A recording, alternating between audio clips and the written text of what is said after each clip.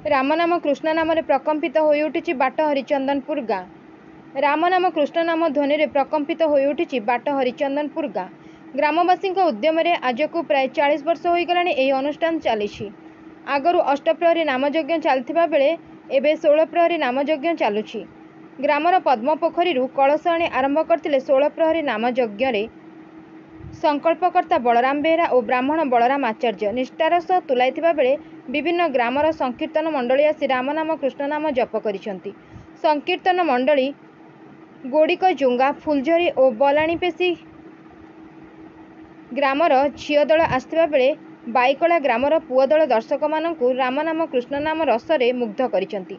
एही 16 प्रहरी कार्यक्रम को ग्रामर सदस्य पद्मलोचन साहू, राधाकांत साहू, गजेन्द्र बेहरा, दुष्मंत बेहरा, पद्मलोचन बेहरा, सुदाम साहू, कुशधर बेहरा प्रमुखों उपस्थित आयोजित होईछि।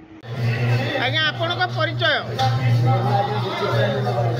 आज्ञा देखु आज आपण ग्राम राम नाम कृष्ण नाम हरे राम ध्वनि प्रकंपित हो उठी ए बाबद किसी संक्षेप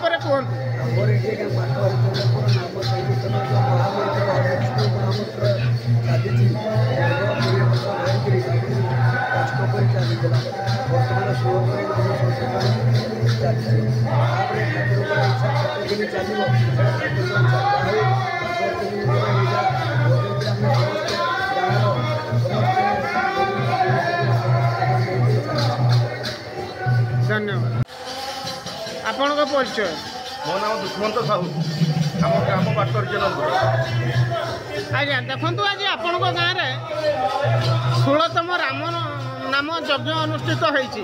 राम नाम हरे कृष्ण नाम ध्वनि प्रकंपित होउछि। ये केतेतम आमर 40 वर्षर अनुष्ठान आमर 20 वर्ष धरी अष्टप्रहरी चलुला ग्राम एवं 20 वर्ष है 16 प्रहरी चालू जहाँकि आम अनुष्ठान बहुत पुराना अनुष्ठान। आम ग्रामर पुरुषा जो व्यक्ति मैंने अच्छा सब सहयोग करके ग्राम में बहुत सुंदर भाव में आम 16 प्रहरी नाम यज्ञ आम सुंदर भाव आरंभ कर सुंदर भाव शेष करने चेष्टा करें। आज्ञा ये कौ विधि अनुसार नीति नियम अनुसार कले कौटू कलश यात्रा आरंभ कले टे संक्षेप कहतु। यहाँ आम वैशाख मास 10 दिन आमर तिथिटा हूँ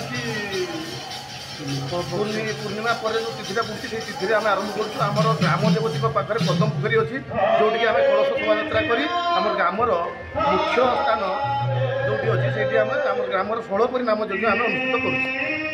धन्यवाद। Bureau report Ekamra news agency.